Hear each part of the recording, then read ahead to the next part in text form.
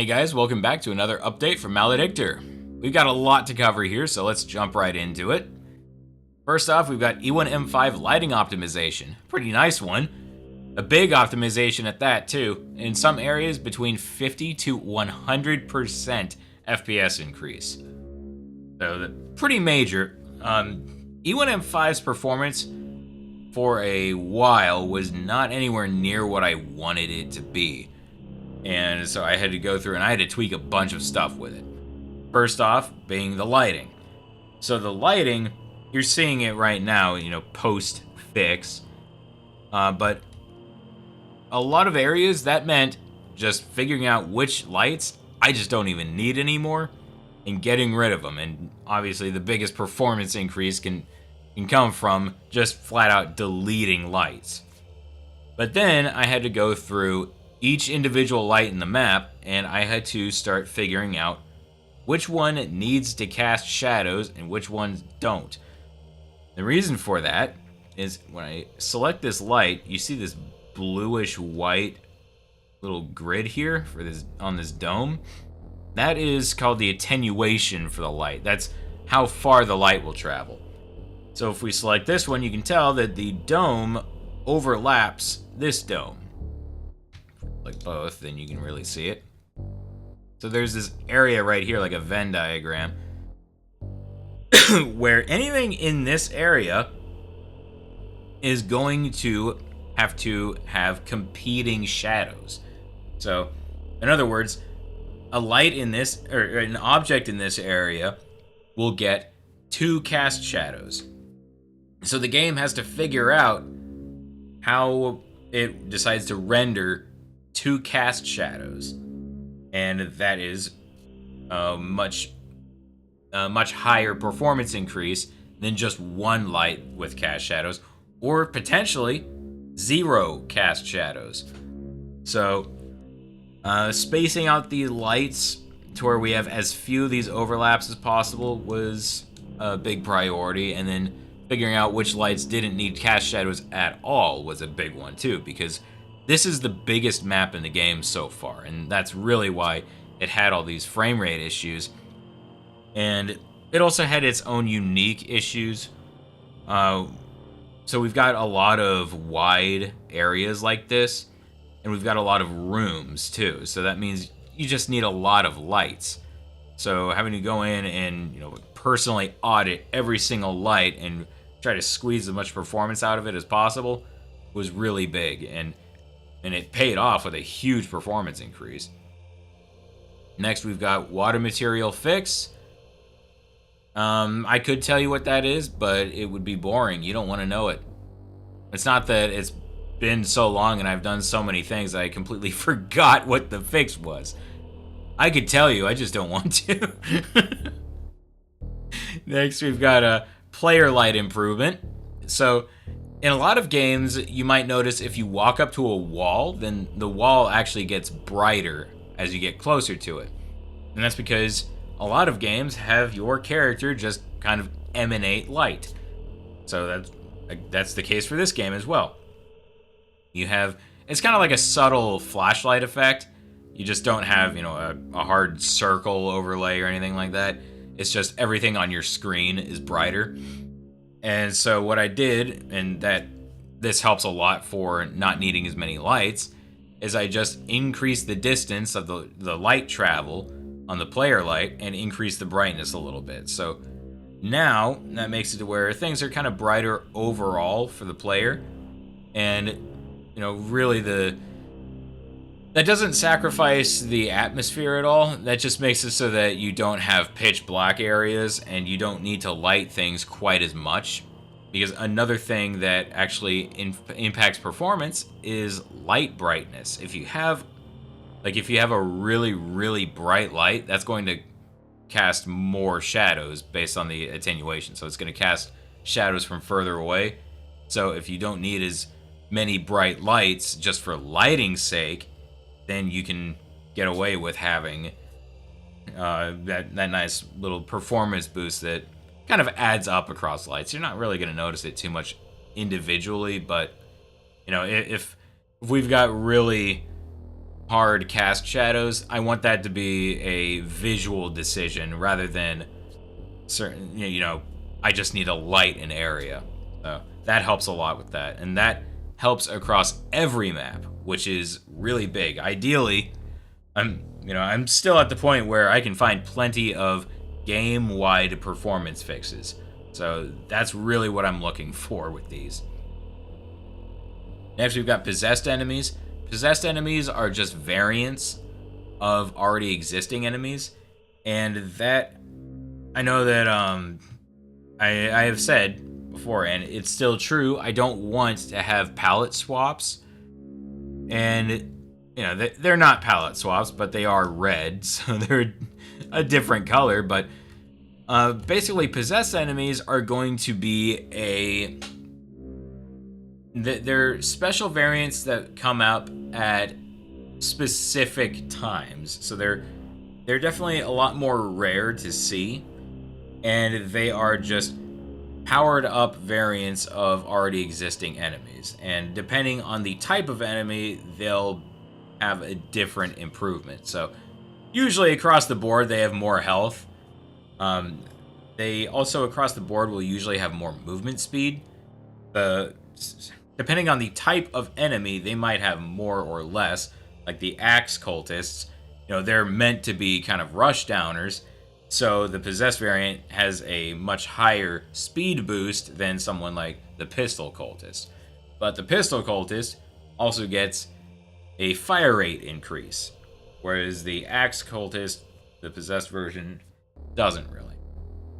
So we've got that with every enemy, and they're specifically tailored to the type of enemy that they are. So those are going to be mostly used in special circumstances, so you're not going to see a ton of them running around. And then last update, we introduced enemy spawners, and now we've added possessed enemies to the enemy spawners. Next, we've got a UI touch-up, and this is going to tie in a lot with our translations, but the UI touch-up is really nice, mostly for me. It's still a visual improvement overall, which is nice. I like that. Everyone likes that, but the reason being that for the fancy text on the main menu, that actually is not text. That's an image that is put into the UI, into the UI widget, essentially, of Unreal. And it has to be an image because it's got text effects that just aren't really a thing with Unreal. So when I go to add in translations, before I had all the things like new game, load game, save game, I had all of those options as basically rasterized images. So I would have to type it out, then I would have to transform it, and then I would put in all these effects on it, which would mean that I would have to try to match the text exactly as it was before for every single menu option. Whereas now it's just text. So now I can just go in, click it, edit it. It's already got all the effects on it and everything, and I just type it out, which helps a ton. That's going to speed things up a lot for things like translations, which we'll get to in a second. But overall, the UI does look much better now. The next, enemy count bug fixed. That was a bug that would happen that when you would save load a map, it would despawn all the old enemies and then spawn in new ones, and when it would do that, it would double count the enemies.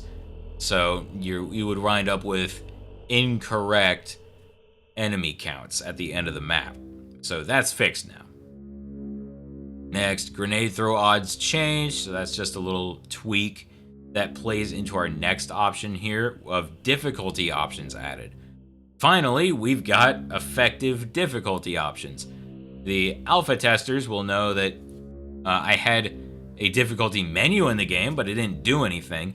Now it actually does something. Now we have an easy, medium, and hard mode. And I'm much happier with the difficulty options in this game than I would be with a lot of other games, I think. Mostly because difficulty options, I think, are boring when it's just, oh, this, enemies have more health. And like the player takes more damage. That is harder, but that's not necessarily the most interesting thing to change. I much preferred it when in certain games you would wind up having enemies doing things in higher difficulties that you just wouldn't see. So that's what we've got for the difficulty options with Maledictor. Is on easy mode, for instance, pistol cultists just shoot a pistol. On standard, they shoot their pistol and can throw a grenade. And on hard, they can throw a lot of grenades.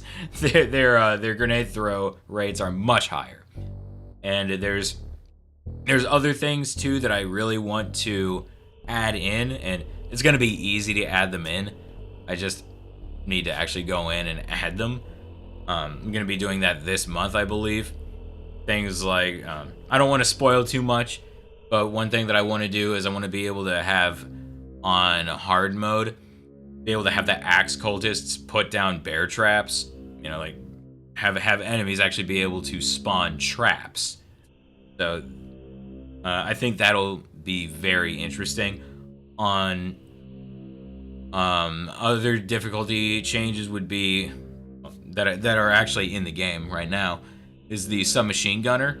Depending on the difficulty, he can have a different range of bullets in a burst.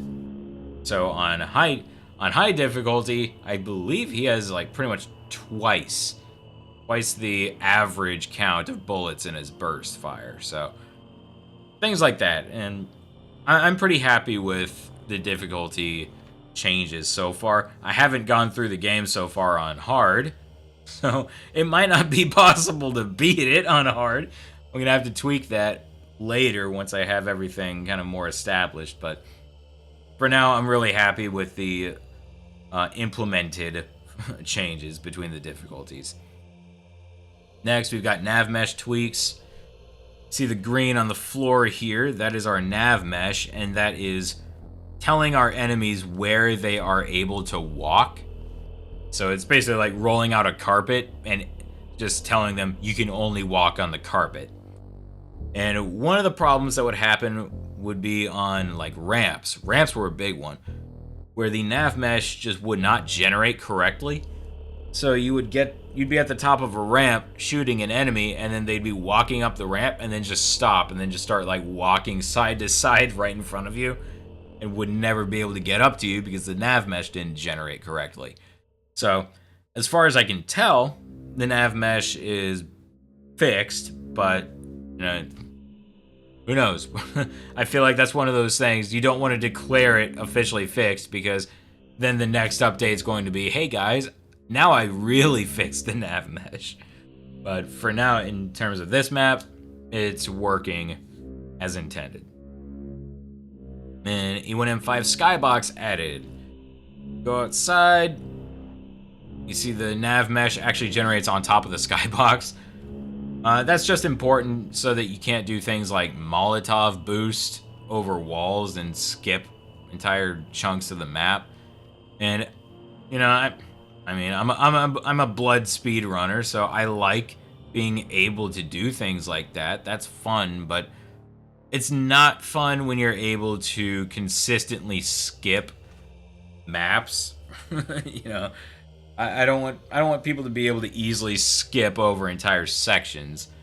It's one of those things where it's fun to add in, or it's fun to leave certain tricks in. It's not fun to leave in game-breaking tricks that are really easy to do. So, just trying to prevent that. Next, we got visual additions. So that would be things like this ivy on the map, so just visual improvements. Difficulty menu descriptions, and those are not generic, like Halo's legendary description, which I think this isn't even remotely fair. It's things. It actually kind of goes into detail and describes what the differences are, but doesn't go so into detail that it starts giving you like stat breakdowns of, you know, like enemies have 20% more health on average on this difficulty, things like that. It just describes everything that gets changed. Maybe not everything, but, you know, the majority of things that get changed. So, hopefully they'll be useful when picking the difficulty that you want. Next, we've got E1M5 ambient sounds, which is things like crickets and like running water, things like that. And then the classic more sprites. Added a lot of extra sprites into the game this month, and I'm already thinking of all the new sprites that we need to add already. It absolutely is never ending. But next we've got E1M5 enemies and traps. As you can see, that got enemies in the map. E1M5 sound blockers. We've got the sound blockers added in so that you're not pulling the entire map whenever you shoot once. E1M5 pickups so that you can shoot at all. So that's like the guns and the keys and stuff. Then next we have got Russian, German, and Spanish translations. The game's fully translated for those languages. We're just waiting on the French translations to finish, which they're about halfway done so far. And then I can actually get the translations implemented. So then you'll be able to, hopefully, after this month, you'll be able to select which language you want for the game. And it'll have all the translations. It's not going to have audio translations, unfortunately. That'd be expensive, and I just can't really do that. And I also can't really, I can't vouch for the quality of audio translations because I don't speak the languages, so I don't know. I don't know if somebody's acting's very convincing or not if I don't know what the language is. But anyway, yeah, so we're going to have those translations in. We're just waiting on French, and then that'll get it implemented. Performance increases, and these are big ones because these are performance increases for the entire game, not just this one map. So, the first major improvement is scene capture on weapons and adrenaline. And what that means is our player weapon.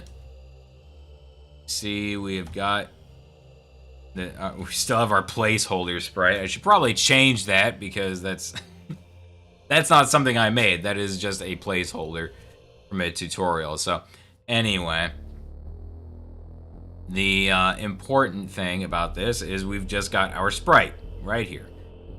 So we've got our, if you look, scene. The scene component is basically just a folder. So you know, you put other components into it, and then if you move it, it moves those components that are inside of it. So it's just good for organization, being able to do things like that. Up until this month, that did not say scene. That said scene capture. And that was just from inexperience, from you know, me implementing this when I was still really, really, really new to Unreal. I meant to put a scene in. I did not mean to put in a scene capture. A scene capture is basically like a camera, which means that the game was rendering 3 times. Once for the actual camera, once for the weapon sprites, and then once for the adrenaline sprites. So now it has changed, and we are only rendering the game once. Now, unfortunately, that does not mean that we got, you know, like a 200% frame rate increase, but that's still a pretty good increase. That's an increase across the board, and that helps a ton. So that's nice. That's really nice. It's not a visually intensive game, but you know, it's nice to not have to render that stuff out multiple times, especially when you don't have to. And then Another really big improvement was disabling nanite. So nanite is a feature in Unreal 5 that it's kind of hard to explain. It's a way of calculating light and like just I guess like maybe not even necessarily light. It's a way of calculating like the meshes. So the only thing you really need to know about nanite is that nanite is one of those things that it's a feature that has a high initial cost in terms of performance, but if you have a lot of models that have really high polys, so like really detailed models, then overall it will eventually make up its cost. Like it handles things kind of nicer on the really high end of visual fidelity so that it improves performance eventually. We don't have models anywhere near high enough to really benefit from nanite. So we were paying the cost but not getting the benefit. So I disabled nanite. It did not change the visuals at all, but increased the frame rate a pretty decent chunk. So that's nice. With the general performance increases, I got an extra 10 FPS on E1M6, and that's in the editor. So measuring performance increases from the editor to the main game is kind of difficult to do because the editor's performance is generally always going to be much lower than the actual game. So what I've found early on, and so this might be the case for the game in general, it might not be as much of an increase now. I'm not sure. But before in testing, I found that basically one frame in the editor was about 1.5 to 2 frames in the actual game. So that means that we might have gained 15, we might gain 10 FPS in the editor, but in the actual game, we might have gained 10 to 20 FPS just from that change alone. So, 10 to 20 or 15 to 20, that doesn't sound like a huge increase, but if you think about the difference of 100 to 120 FPS, 120 is a standard refresh rate. So that might be the difference between being under your monitor's refresh rate and hitting it. So that's across the board too. So that's a performance increase overall in the game. So, and it's also on E1M6 that was being measured. So that could be completely different. It might be much higher on other maps. I haven't really gone into I didn't go into the other maps and test it, but a performance increase on E1M6, that's a performance increase for sure. So, next we've got E1M5 performance increase. This is things like really having to go into E1M5 and having to do certain things that I don't really necessarily plan on needing for other maps. It's just that E1M5 is so huge that it kind of became necessary. So E1M5, the main performance increase here, I go into some other area of the map, you see we've got these little enemy tokens here. These are where enemies would normally be. But when you have enemies in the game, they need to do things like walk around. They need to have their AI controllers active the whole time. And so one of the things that was happening was I had so many enemies in this game that they were causing a pretty noticeable performance drop. So what I had to do, and this is actually, what a lot, basically what every game does, really, is I just had to make enemies spawn in once you hit certain areas. So, yeah. We've got that now. So the nice thing about that is that could potentially be a game-wide performance increase if I implement this game-wide. And, really there's no reason not to. I just have to put in a spawner trigger for that, which is not that much work. So it's kind of nice because we put in the spawner for a functionality aspect, for a gameplay aspect, and it wound up being able to be used for a performance increase. So that's really nice. We've got that going for us. Ignore the nav mesh up there. Anyway, so yeah, that increased performance pretty substantially in E1M5 to a point where it's kind of where I want it to be now.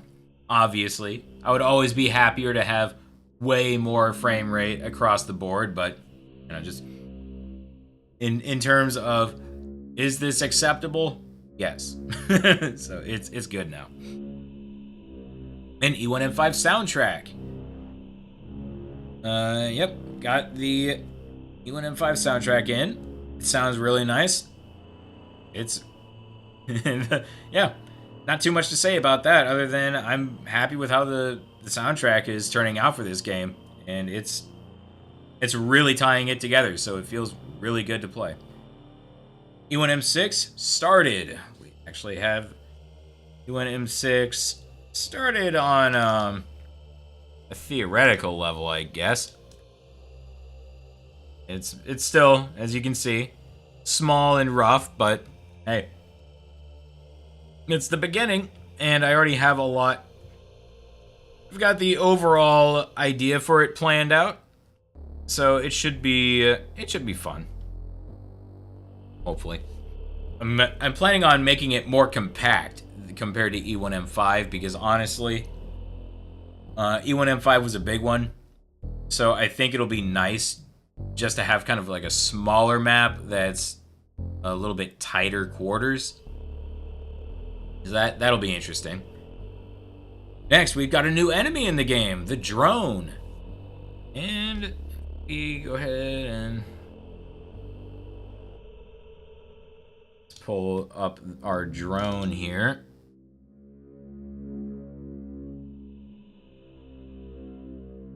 There we go. We've got our drone.